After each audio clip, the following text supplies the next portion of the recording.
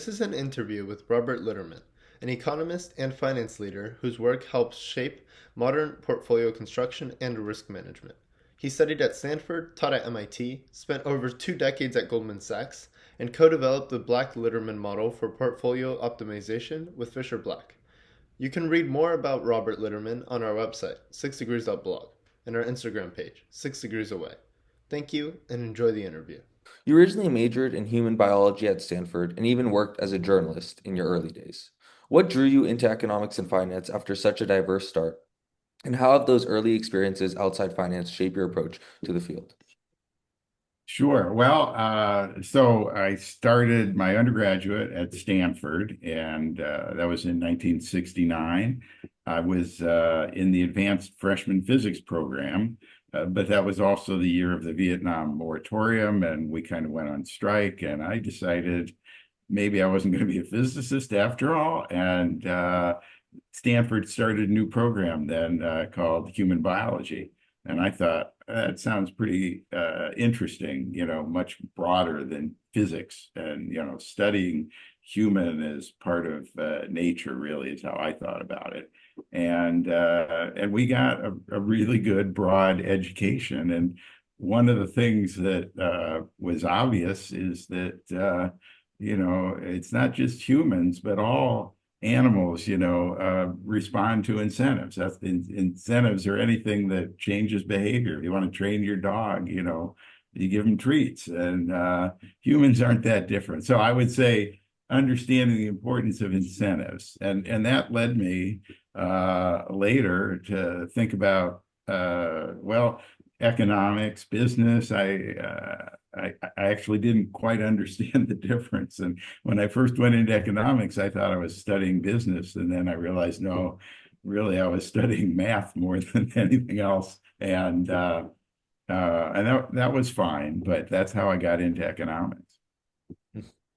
Your I career don't know if that made sense. made sense, yeah. So was the human biology course just about, physical biology, or did it cover psychology and things like that?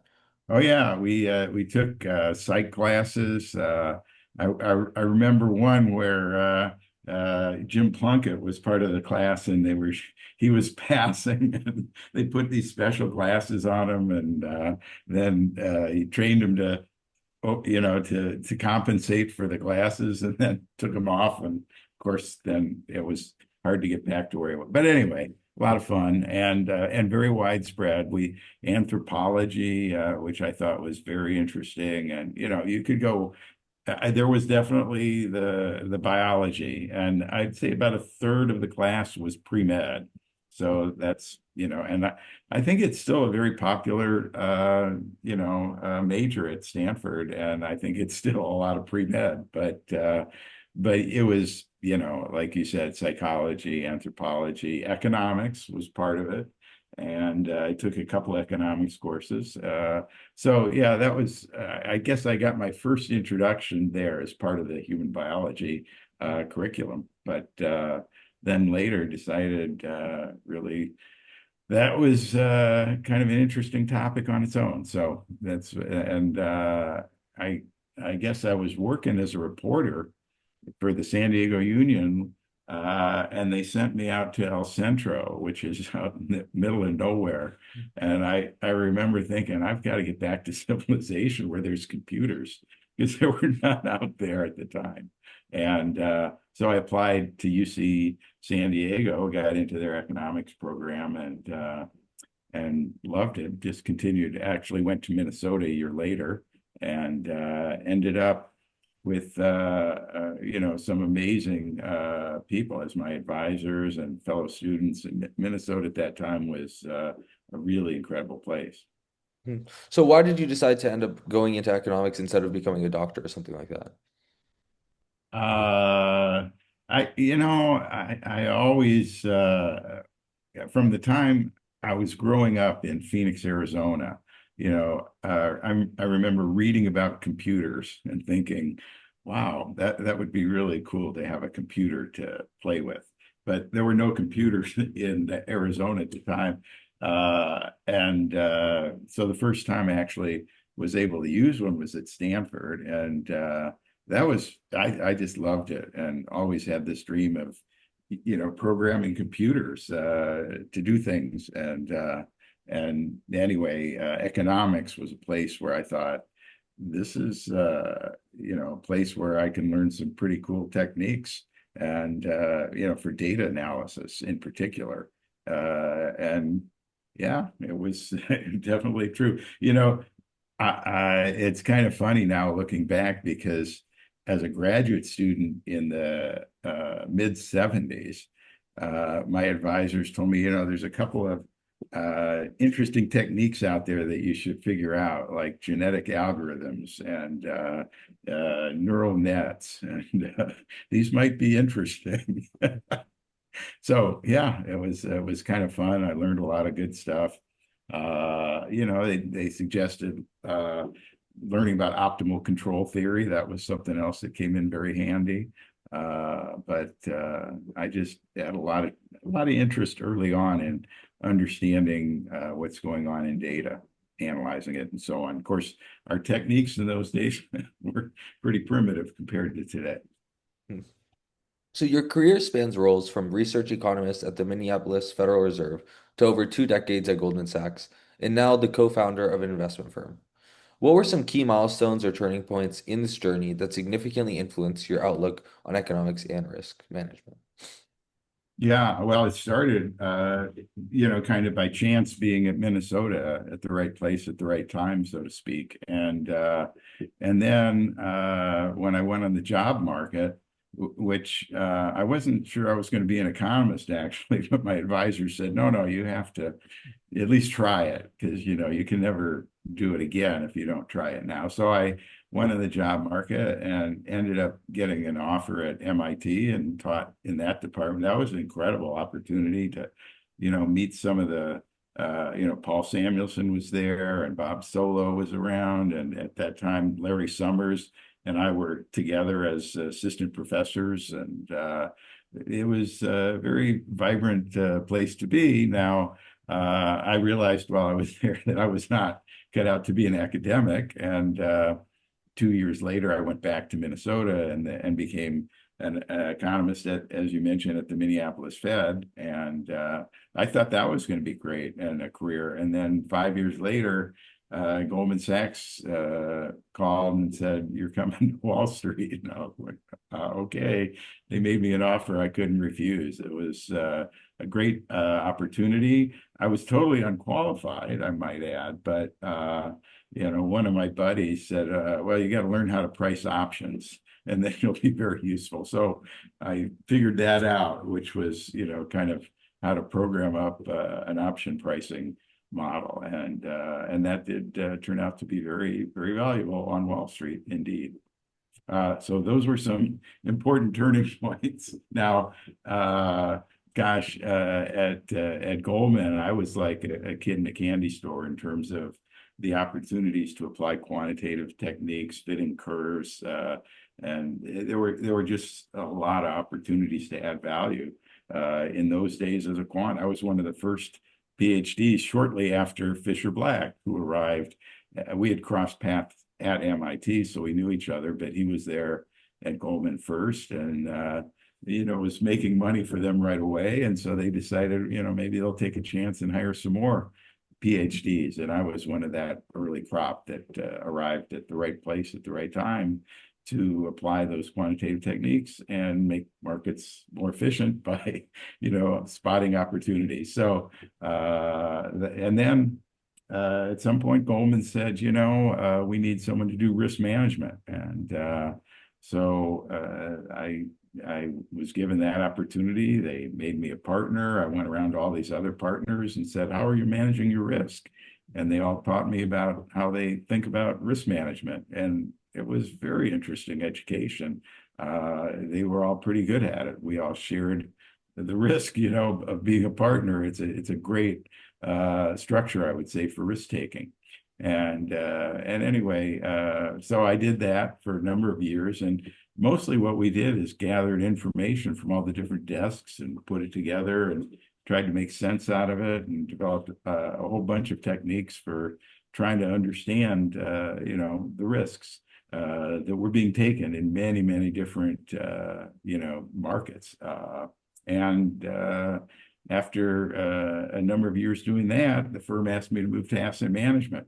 And I had the opportunity to take over a group of quantitative asset managers who at that point were using a model, Black Litterman, that I had developed along with Fisher Black for portfolio optimization. So there's so many turning points, but I would have to say that developing that model with Fisher was huge because the problem we were trying to solve was the sensitivity of portfolio optimizers to the inputs, the expected returns on different assets, and particularly highly correlated assets. And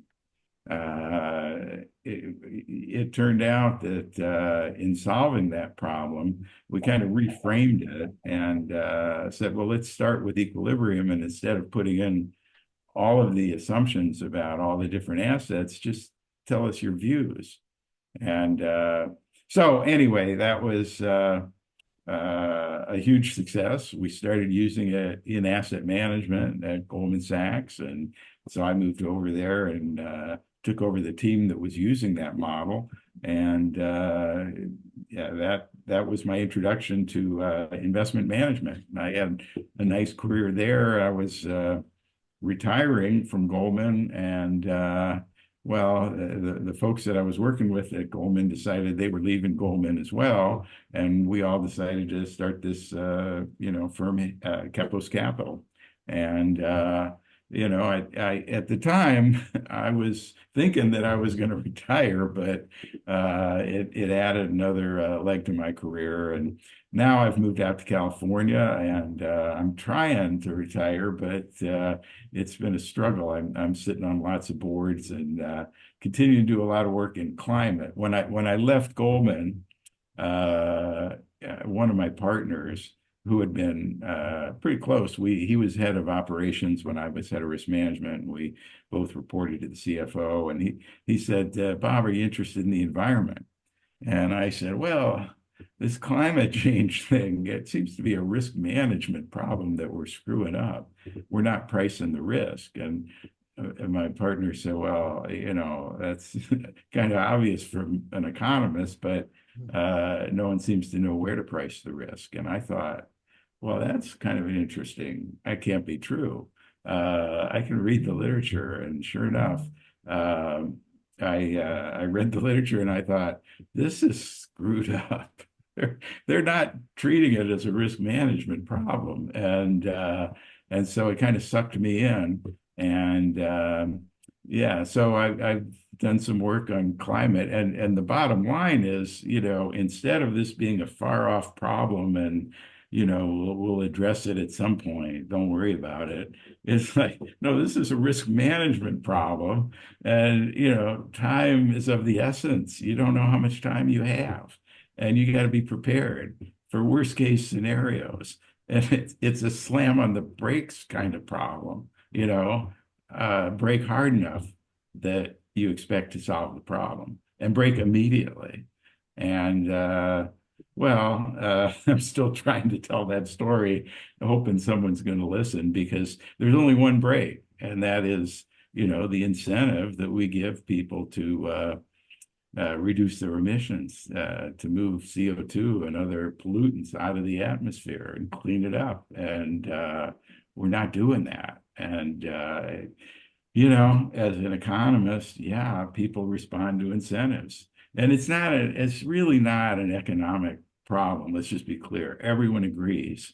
Of course, we should create appropriate incentives to reduce emissions, of course, and we should do it immediately. It's a political problem. And the problem is that, it's not in everyone's interest. There are entrenched interests for whom it's out, if you look at a petro state that has all of its wealth in oil in the ground, it's not in their interest to move quickly to a low carbon economy, to put a price on emissions. It's just not in their interest. And, people respond to incentives. So it's a political problem, and it's not an easy one to solve, that's for sure. The UN has been trying for a long time. A lot of smart people have been trying, and there's a free rider problem. It's hard to get everyone together, but you know, you never know what might happen. And right now, there's a lot of thought that, maybe we should move forward with carbon tariffs and, bilateral negotiation on tariffs. You never know what might happen. The Europeans are leading on this. They have something called a CBAM. So, there's work that's being done. And hopefully we'll get to a world where there are appropriate incentives to reduce emissions. And then, we got to hope for the best, but hope is not a good risk management policy. And in the meantime, we're wasting time. It's just, yeah, it's time to slam on the brakes and has been. But, how do you get people to listen? So there's obviously a lot of people who are skeptical of climate change, such as even the president. And are you viewing the problem as something where even if there's just a small risk of climate change being very catastrophic to, I don't know, the state of the world, it would be so extreme that it's worth putting a lot of effort towards mitigating that anyways? Or are you Well, viewing it as, you're asking a lot of different questions. There's no one really who doesn't get it at this point. I don't think. There are a lot of people who will say things that are in their own interest. You can't be surprised about that. And they'll, the politics is the politics. There are entrenched interests who don't want to move quickly. And so, this goes back to the tobacco industry, create uncertainty where there is none. This is not a surprise. We understand what's necessary. I work with, a group, Climate Central, that has been focused on getting out the message, through trusted messengers, the, weather people who are out there telling the story every day about the weather. And the weather is changing. I don't know anyone who would tell you, well, the weather's not changing. Everyone gets it now, but they don't understand where it's going. And it's a big, complex system that changes very slowly. And when it starts from a stable climate and then gets kicked, hard, it's responding. And this is not something we can turn off overnight. And, the really sad thing is that if we had started 20 years ago, we would be 20 years into it and it wouldn't be an existential risk. It's way too late. I mean, there's going to be incredible, who knows what the future will bring.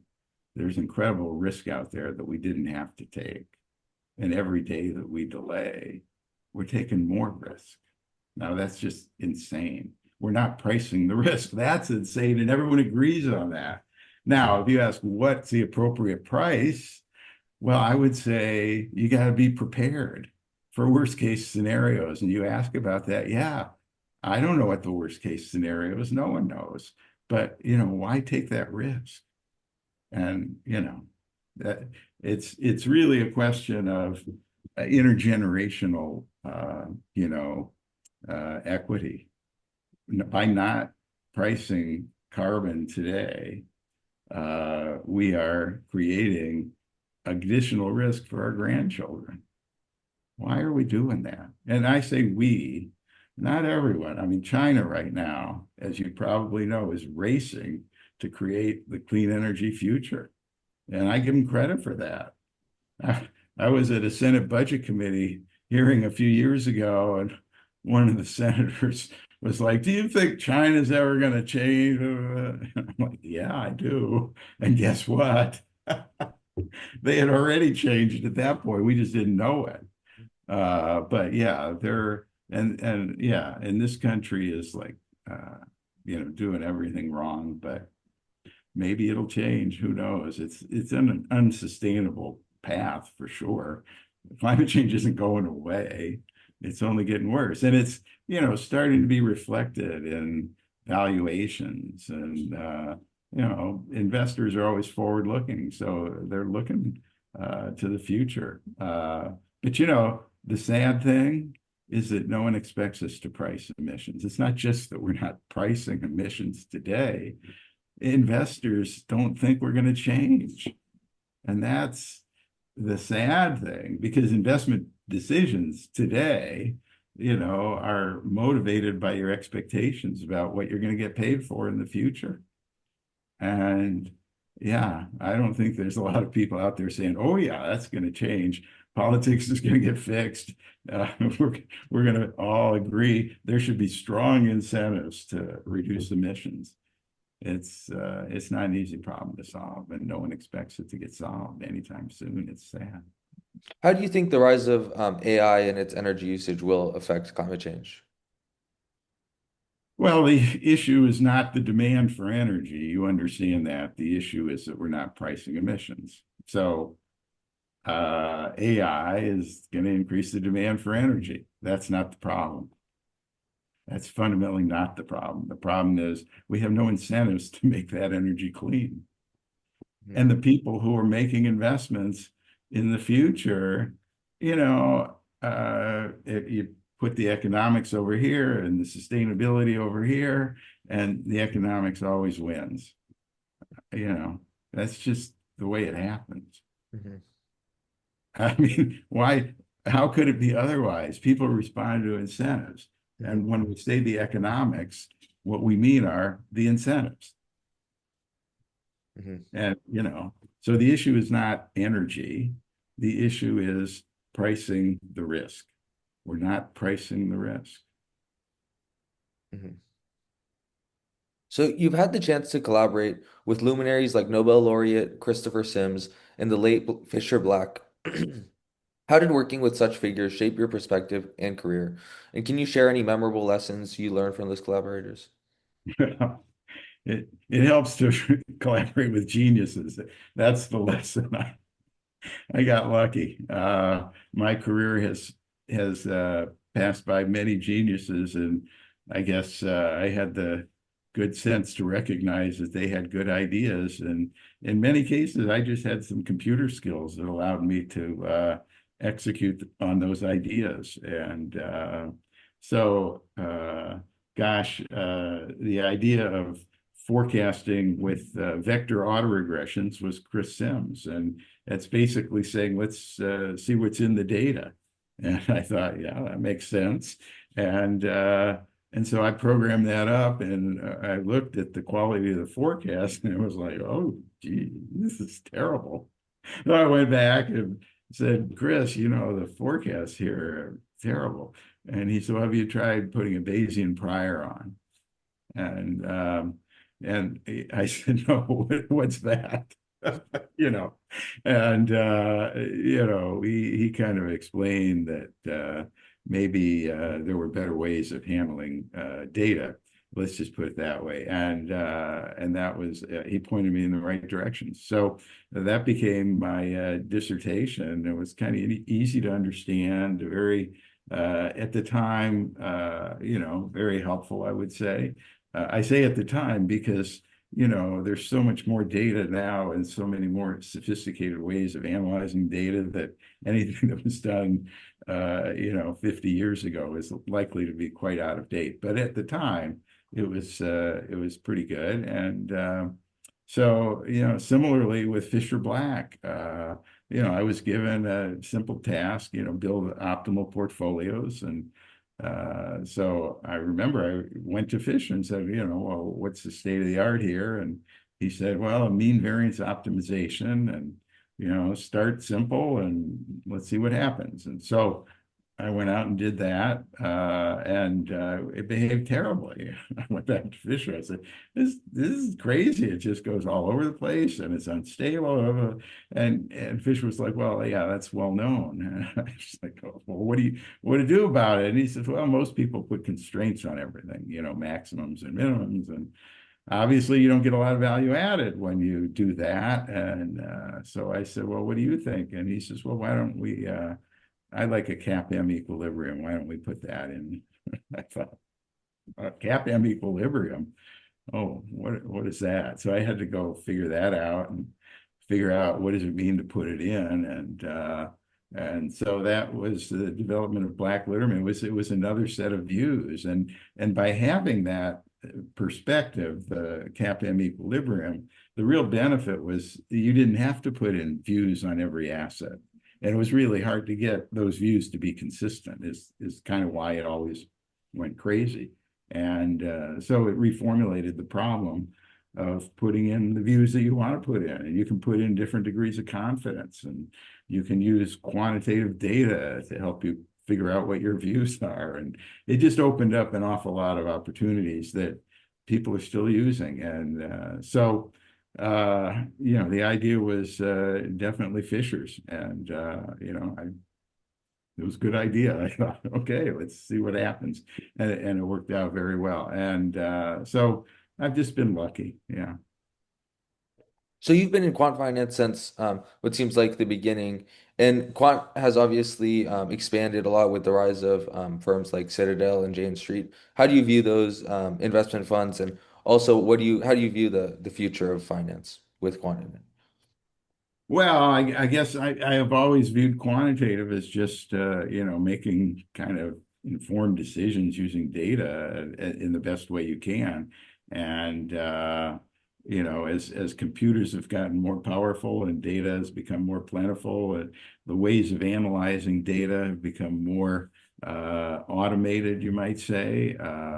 That's kind of the trend that I've seen early in my career. Pairs trading was very profitable. It meant, if you're trading GM, you ought to be looking at Ford, things like that. And then over time, it became more statistical and more advanced. And of course, that's just how markets are, that if there's anything predictable, someone's going to figure it out and arbitrage it away. And now, of course, that's only true up to transactions costs. And then transactions costs start to get significant, always have been, and so taking those into account, and so that involves all kinds of algorithms that are disguising trading and so on. So it's all about information and the revelation of information and its movement into markets. And I would say that one thing quants, I would say, always do or typically do is use public information and try and do a better job of analyzing it rather than, gathering private information.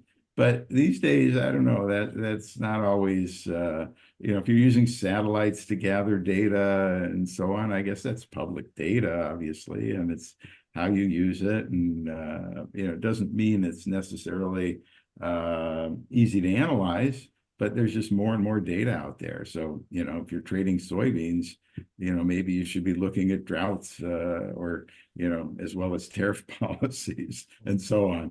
Everything's interconnected. So in 2014, you survived a near fatal car accident. How did that incident impact your outlook on risk and decision making, both in life and in your professional activities? Well, it was a pretty dramatic thing. Let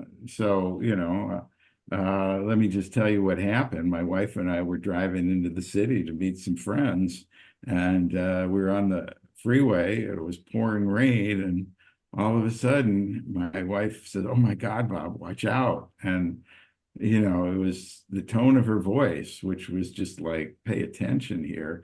And I saw way up ahead, something that she had already seen, obviously, which was this truck that was bouncing out of. It looked like it was. I'd never seen anything like it because it was kind of a slow bouncing, and there was flame coming out of one of the wheel wells, and so I thought, okay, let's get as far as we can from that. But I had no idea because what my wife had recognized and I hadn't yet realized was that truck was not going straight down the highway as I kind of assumed, but actually was out of control and moving straight at a point right in front of us. And over the next like 5 seconds, as we were trying to move over, and again, it was pouring rain, so it's hard to see what was going on. And luckily, there were no cars over there, but I started slowing, and this truck was like coming right at us. It hit, there was a concrete barrier there, and it turned out it was a tanker full of gasoline, and it just bounced right down in front of that lane that we had been in, and we were able to get over enough that we went by the front of that truck and got sprayed with oil and flames that were coming out at that point. And it was just like the hottest, I mean, just split second, because we were probably going about 20 miles an hour as we went by the front of that thing. And it just sears your memory, those seconds that could have been your last. And, you think about, had we not been able to get out of the way that split second, what a horrible way that would be to die. It's just, I don't know. So what's the lesson there? Well, we don't know how much time we have.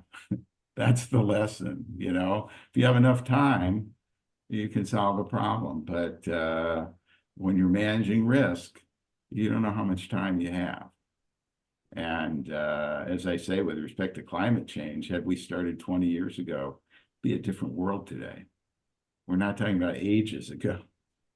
And if we don't start now, every day that goes by, we're just pumping more and more of these pollutants into the atmosphere and not charging for it. Incentives matter. So, sending a message is important. And the message is, we're going to price emissions. That's what we've got to do. It's the only way. Anyway, I get passionate about it because, it's like my wife, hey, watch out. Slam on the brakes, get out of the way, be prepared. Worst case scenarios sometimes come into being,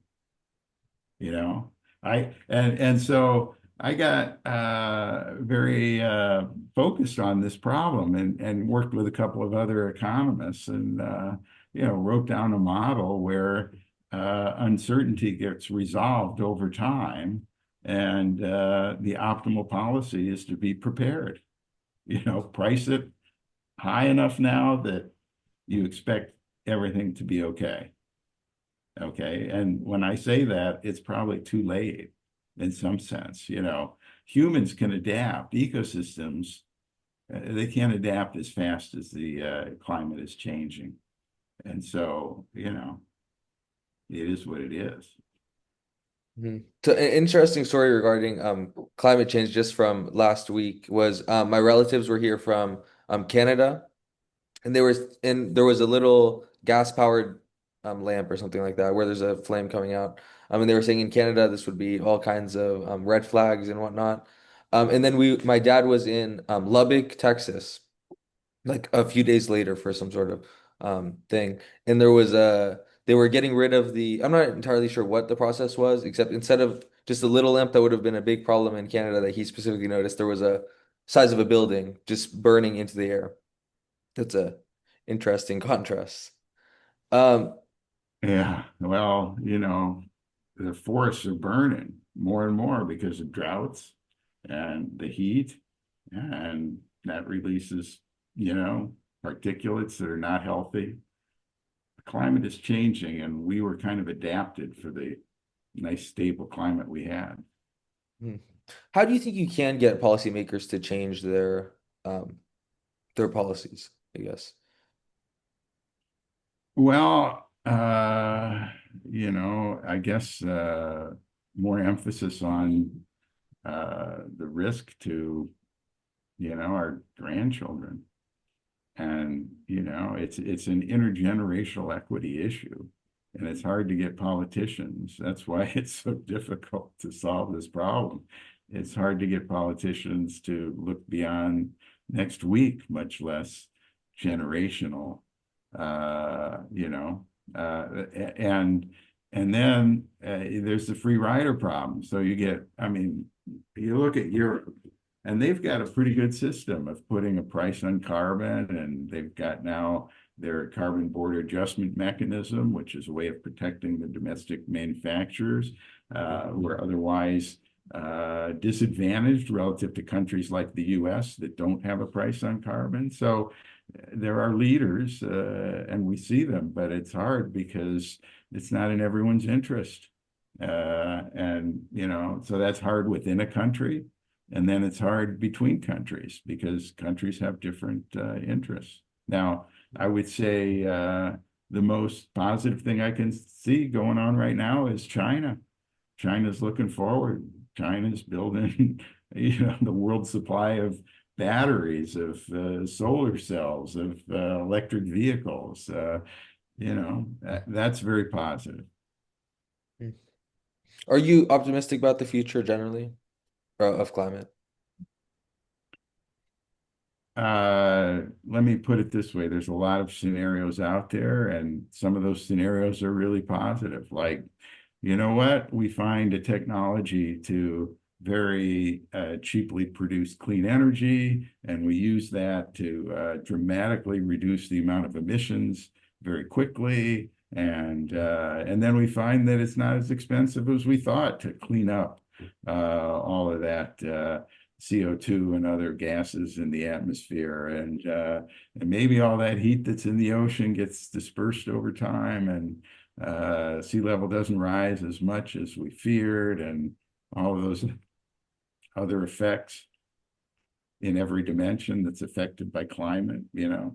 It's not just hurricanes, it's localized downpours and their intensity, and it's heat waves and cold waves, and hailstorms and tornadoes, and every dimension, in your lifetime and probably your kid's lifetime, you're going to be seeing more extremes in every dimension. But, maybe we can adjust to that and adapt to that. And I don't know. Hmm. A few months ago, I was speaking to Professor Shirvan and his PhD student, Christopher Forsyth, I think his name was, from the MIT's Nuclear Science and Engineering program. Do you think nuclear energy is going to play a large role in the future of energy? Well, it'll be a base load that's clean, and that's important. And so, yeah, I do. And I should disclose, I've been an investor in nuclear for a long time. My brother was a nuclear engineer. So I have no problem with nuclear as long as we do it, safely. And I guess the question is really one of how expensive is it going to be to provide clean base load? And nuclear looks like it's an important solution to that. There's who knows what technology will bring, but I don't have any reason to think that we can't use nuclear safely and economically to provide that baseload that we need when we're relying on primarily solar and wind, which are cheaper but intermittent. We also need to be building a grid that can take energy from where it's cheap and clean to where it's needed. And there's lots of complex issues about the energy generation of the future. But if we have the right incentives in place, everything falls into place. And if we don't, yeah, good luck. So the Black Litterman model, which you co-developed in the early 1990s, transformed how investors approach global asset allocation by blending market equilibrium with investor views.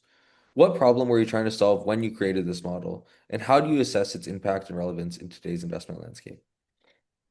Well, we talked about most of that already, but the fact that it's still being used, in various forms by sophisticated investors all over the world is kind of gratifying, right? I mean, how often does that happen? So that's how I view it. It was Fisher's idea. It was a great idea, and it's had the legs. So. Hmm. So you've warned that carbon pricing is the only brake we have to slow climate change. Why do you believe putting a price on carbon is so critical? And what would an ideal carbon pricing policy look like to you in terms of effectiveness and political feasibility? Yeah, we've talked about all that. I Yeah. mean, what more is there to say? We should be slamming on the brakes. We should be, creating strong incentives. And sadly, I mean, that's how investors behave. What do you expect from them? They're investing to make a profit. that's just human nature. Don't try and change human nature. Just, deal with it as it is. And like I said, it's not just human. This this pervades life. Mhm. So this is a question that I was just personally. Uh, Go ahead. sorry, you cut out a little bit, but this is just a question I was personally wondering about because I've seen various people online speak of it. So people say that Goldman Sachs has a very sort of unique culture where it's intense and driven and whatnot. Did you see that sort of thing? And did you recognize that culture? Well, let me start by at Goldman, they had a phrase. They said, he drank the Kool-Aid, and I was one of those guys who drank the Kool-Aid, which is to say, yeah, it was a culture that I thrived in. I enjoyed it. It seemed to me a very good culture of kind of partnership, and on the other hand, I got chosen to be a partner, and whatever 98 or 99% of people didn't, and that was, I would say, a part of it that was very intense, obviously, and so I came from a perspective of someone who didn't know what an investment bank was when I first was recruited to being asked to be a partner at what I, would argue is one of the best. Now, that was a long time ago, and that's not the Goldman of today. I'm long gone, so I can't offer you any insights about Goldman Sachs today. So why did you end up leaving Goldman to start Kipos Capital instead of just continuing there? Uh, I didn't know what I was going to do when I left Goldman. I thought maybe I'll just start trading on my own account. But I didn't get very far on that when, my partners from Goldman, invited me to join them. And it wasn't a plan. It was kind of funny because wasn't really looking for a job.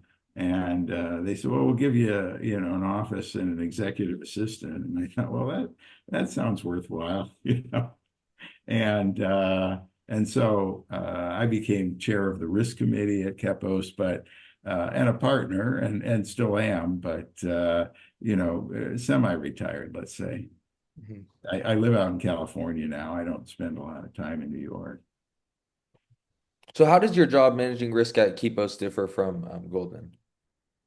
Well, actually, we created a risk committee at Kepos, and we modeled it on the risk committee at Goldman. So we thought the risk-taking culture at Goldman was pretty good, and we tried to emulate it at Kepos, which basically meant that on a very regular basis, we brought all the people together who were taking risk, responsible for risk-taking in one way or another, and basically go around the table and say what's going on, and